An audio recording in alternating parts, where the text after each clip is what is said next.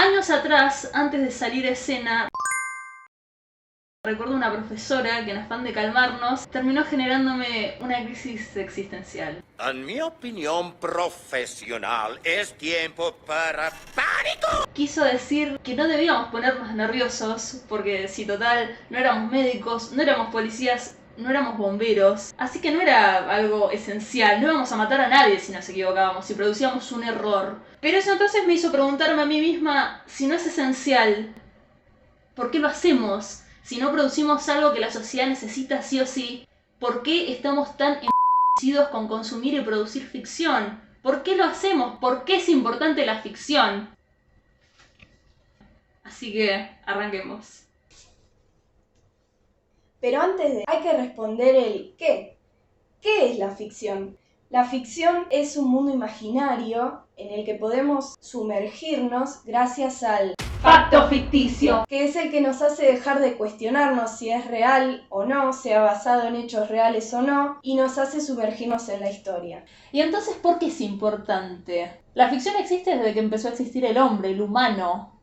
Bueno, vamos menos en energía, estoy como medio marquera. La ficción existe desde mucho antes de la escritura incluso, cuando se transmitía de forma oral en muchas civilizaciones antiguas. La ficción era una herramienta, un método para transmitir conocimiento, valores, ya sea religiosos, culturales, o para entretener. Y en nuestro caso es mucho más que para entretener, tal vez porque querramos evadir la dificultosa realidad con la que vivimos. No queremos decir eso. Pero, ¿y qué hay de nosotros? ¿Cuál es la historia de la ficción en nuestro país? A ver.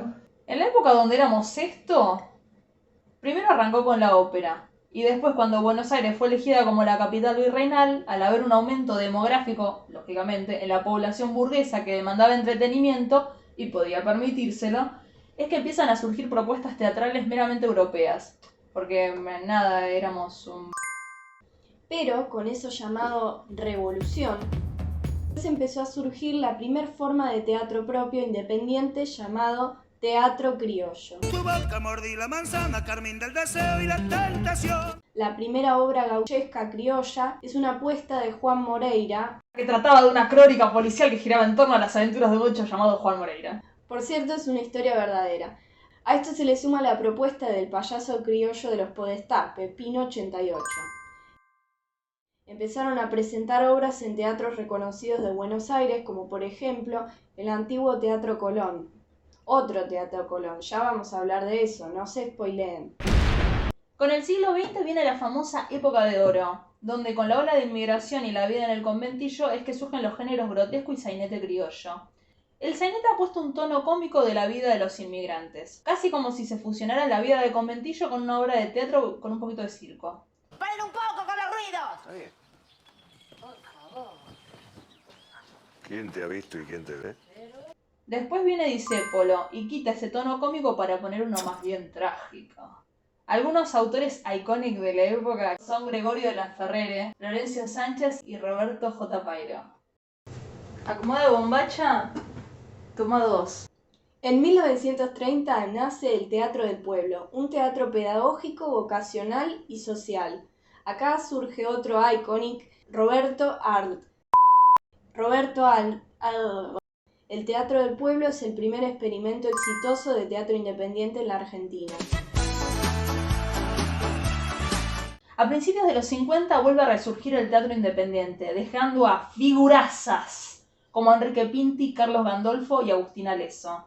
Con esta corriente se introduce el famoso método Stanislavski Argentina. Que vamos a hablar de eso en otro video, pero en resumen es un método de actuación que se enfoca más en actuaciones basadas en la realidad misma como parámetro para darle vida a un personaje. En los 60 reina el teatro del absurdo. En los 70 se inicia el teatro abierto en Buenos Aires como respuesta a la censura durante la dictadura militar. Post-dictadura surge toda la movida del paracultural que dio origen a banda de artistas modernos. Mirá. Y con el correr de los años, el teatro porteño se ha ido expandiendo hasta el día de hoy. Dejando a figurazas como Claudio Tolcachir, Julio Chávez, Pompeyo Audibert. Siga, mi compañera. No, ahí estamos. Sí, no, es verdad.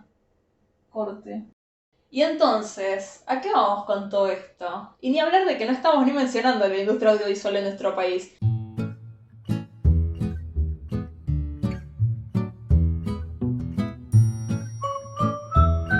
¿Sabes por qué te lo contamos? Porque nosotros los argentinos no nos damos cuenta de la joya que tenemos en nuestras manos hasta que no viene un extranjero a decirnos: che, está linda la cultura argentina, se ve robable.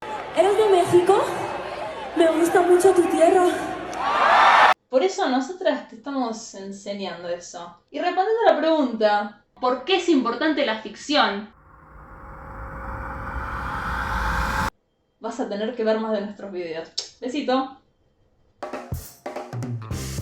Ahí. A ver, más o menos. Che, no me capto esto. No tiene nada que ver. No. ¿Empezamos? Dale. A ver qué tal quedó esa.